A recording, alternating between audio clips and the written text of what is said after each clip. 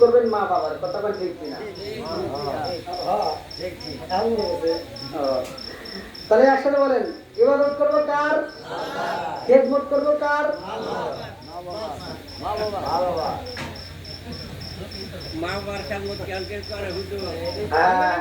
এই জন্য ওয়াজ, নামাজের ওয়াজ মসজিদে ভালোই হয়, কথা বল ঠিক কিনা? যাকাতের ওয়াজও মসজিদে হচ্ছে, রোজার ওয়াজও হচ্ছে, কারবালার ওয়াজও হচ্ছে, হজের ওয়াজও হচ্ছে, সব ওয়াজই হয়।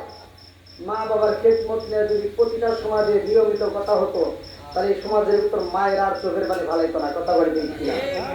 একটা মা 10টা সন্তানকে একটা পেটের ভিতর জায়গা দিছে, একটা মা ছোট্ট একটা ঘরের ভিতর 10টা সন্তান লালন পালন করছে। আর 10টা সন্তান এখন বড় হওয়ার পরে 10টা সন্তান টাঙ্গাইল শহরের ভিতর 10টা বাড়ি করছে, এত সুন্দর করে বিল্ডিং করছে, 10তলা বিল্ডিং এর মালিক হয়েছে, মায়ের জন্য একটা রুম নাই। কথা বল না গিয়া? বাচ্চা থাকতে মারে খাওয়াইতে পারে না, মা যখন মরে যায় বড় গরু সবাই করে সারা গ্রামের মানুষ খাওয়ায়। কথা বল না গিয়া? আমার কথা হলো, কথা যদি ভুল করে টাকাই ধরে পরে সমালোচনা করেন না, যেটা সত্য সেটাই বলবেন। এরকম লোক আছে না নাই? বাচ্চা থাকতে বাপ মারে ভাত দেয় না, মরে গেলে সারা গ্রামের মানুষের দাওয়াত দিয়ে আটটা করে খাওয়ায়। আমি বলি ওর ভিতর ভেজাল আছে, কি আছে? জোরে কোন? এজন্য আমি বলি, ও তুমি জিন্দা থাকতে এক মুঠো ভাত, ও তুমি জিন্দা থাকতে এক মুঠো ভাত দাওনি মা বাবার মুখে, মরলে খাওয়াও পাড়ার লোক ডেকে মন আমার, মরলে খাওয়াও পাড়ার লোক ডেকে, আছে না নাই? ও তুমি জিন্দা থাকতে এক মুঠো ভাত, ও তুমি জিন্দা থাকতে এক মুঠো ভাত দাওনি মা বাবার মুখে, মরলে খাওয়াই পাড়ার লোক ডেকে মন আমার, মরলে খাওয়াই পাড়ার লোক ডেকে। কোন কথা ঠিক কিনা? এবার আপনারা উত্তর দিবেন, আমি প্রশ্ন করবো, আপনারা উত্তর দিবেন, যেটা সত্য সেটাই বলবেন। আপনারা বলেন, যেই সন্তান বাপ মারে বাচ্চাটাকে বাদ দেয় না, মরার পর শুধু টাঙ্গাইল এই বেতবাড়ি গ্রাম বাদ দিলাম, টাঙ্গাইল পুরো জেলা, সাথে আমাদের সিরাজগঞ্জ জেলা, তারপরে এমর আছে ময়মনসিংহ জেলা না, তারপরে আবার এমর আছে কি ঢাকা জেলা, এমর আছে পাবনা জেলা, এই সব জেলা মিলে সব জেলার মানুষকে দাওয়াত দিয়ে যদি গরু না উট জবাই করে খাওয়ায়, কোন লাভ আছে? সত্য কথা বলবেন,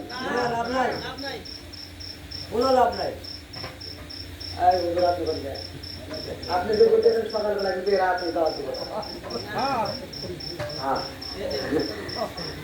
কিছু হুজুরের এখানে ভুল, রাগ করেন না ভাই, কিছু হুজুর সমাজের ভিতরে ভুলগুলো করে, সেটা হলো যে সন্তান বাপ মা বাচ্চা থাকতে বাদ দেয় না, মরে গেলে সারা গ্রামের মানুষকে দাওয়াত দিয়ে, হুজুরকে দাওয়াত দিয়ে দোয়া করে, হুজুর দোয়া করে। আল্লাহ, আমার আবু বকর ভাই সারা গ্রামের মানুষকে দাওয়াত দিয়ে আটটা করে গরু জবাই করে খাওয়াইতেছে, আল্লাহ আমার ভাই যেন প্রতি বছর এরকম গরু জবাই করে খাওয়াই, আমরা খাবো আর খাবো। কথা বল না গিয়া? এটাই সত্য। ওই হুজুর যদি এখানে প্রতিবাদ করতে, আবু বকর ভাই এগিয়ে আসো, তুমি বলো, দাঁড়াও, তুমি বলো তোমার বাপ মা বাচ্চা থাকতে তুমি ভাত দিছো কিনা? যদি তোমার বাপ মায়ের বাচ্চা থাকতে ভাত না দিয়ে তখন আজকে তোমার দাওয়াতে আমরা থাকবো না। একটা জাত করেন, দেখেন পুরো গ্রাম ভালো হয়ে যাবে। কথা বল না গিয়া? মাসে মাসে লক্ষ টাকা ব্যাংকে রাখো জমা, বাড়ি বাড়ি ভিক্ষা করে তোমার মা বাবা, ভাইরে তোমার মা বাবা, মাসে মাসে লক্ষ টাকা ব্যাংকে রাখো জমা, বাড়ি বাড়ি ভিক্ষা করে তোমার মা বাবা, ভাইরে তোমার মা বাবা, ও তোমার বইয়ের হাতে সোনার বালা, ও তোমার বইয়ের হাতে সোনার বালা, দিন কাটে তার কত সুখে, মরলে খাওয়াও পারার লোক ডেকে মন আমার, মরলে খাওয়াও পারার লোক ডেকে, ও তুমি জিন্দা থাকতে এক মুঠো ভাত দাওনি মা বাবা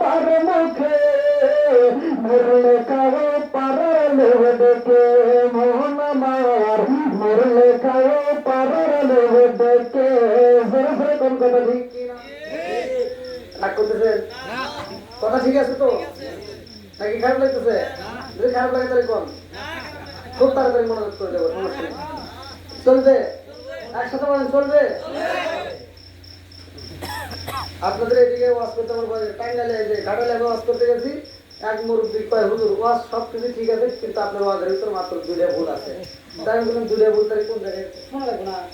তা আমি একটা ভুলের কথা শুনলাম। আমি বলছি নেশা সম্পর্কে আমি কথা বলছিলাম, মদমিনুল খামার। আমি বলছি নেশা সম্পর্কে আল্লাহ রাসূল কি বলছে সেই কথা আমি বলছি যে দেখেন নেশা করেন না।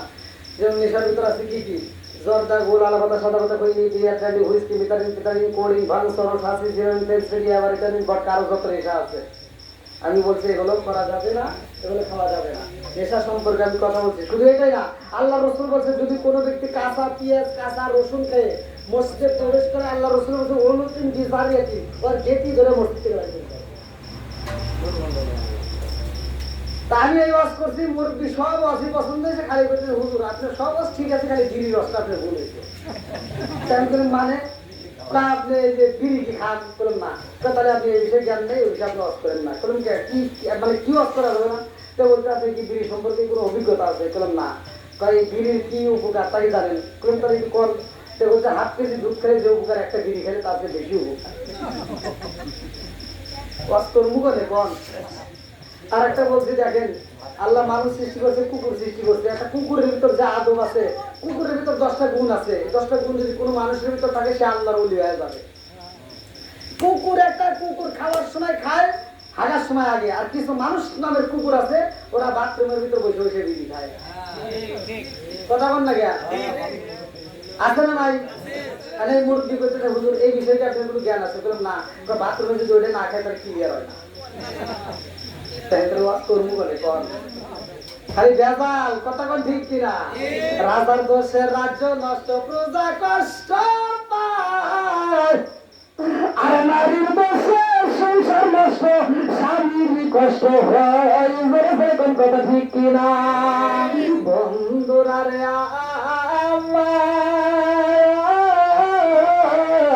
আমি আলোচনায় চইলা গেলাম, ভালো করে শুনে নাও, ভালো করে শুনে নাও।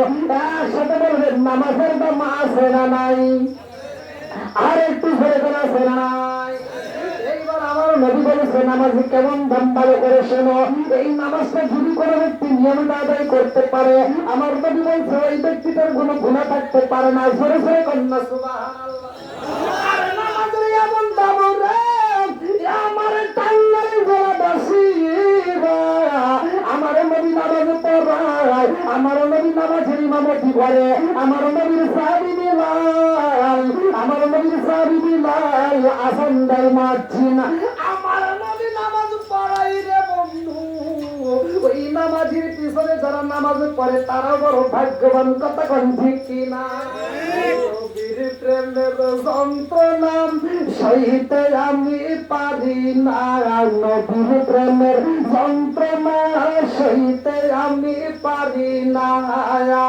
মনে চায় সাইতাম সোনার নবী গয়, মনে চায় সাইতাম সোনার মদিনায়। নবীর প্রেমের যন্ত্রণা সইতে আমি পারি না, নবীর প্রেমের যন্ত্রণা সইতে আমি পারি না। চিৎকার মেরে কন্যা আল্লাহু আকবার।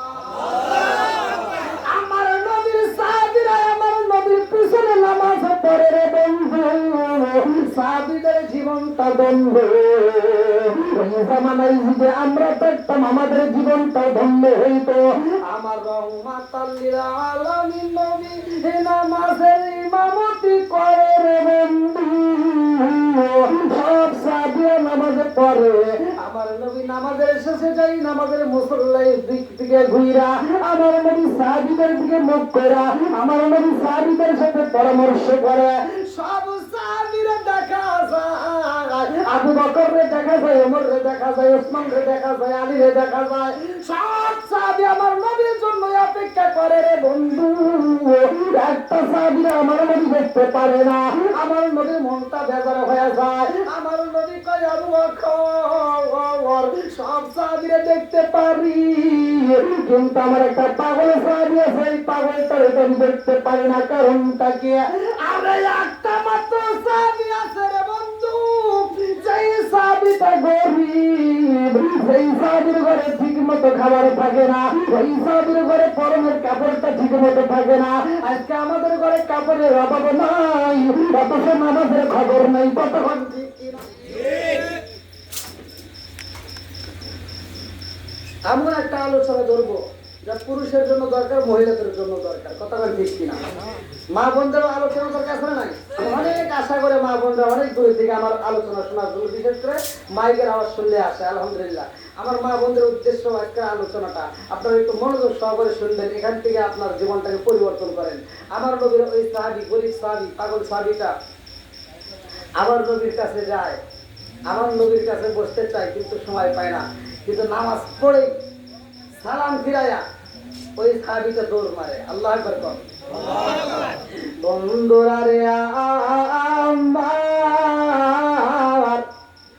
সহিহুল বুখারীর হাদিস ভালো করে শুনি না, আমার নবী বলেছে, আর ওই সাহাবীটাকে আমার নবী দেখতে চাই রে আমার বেদবাড়ি বাসীরা। লক্ষ্য করে শুনি না, আমার নবীর সাহাবীটা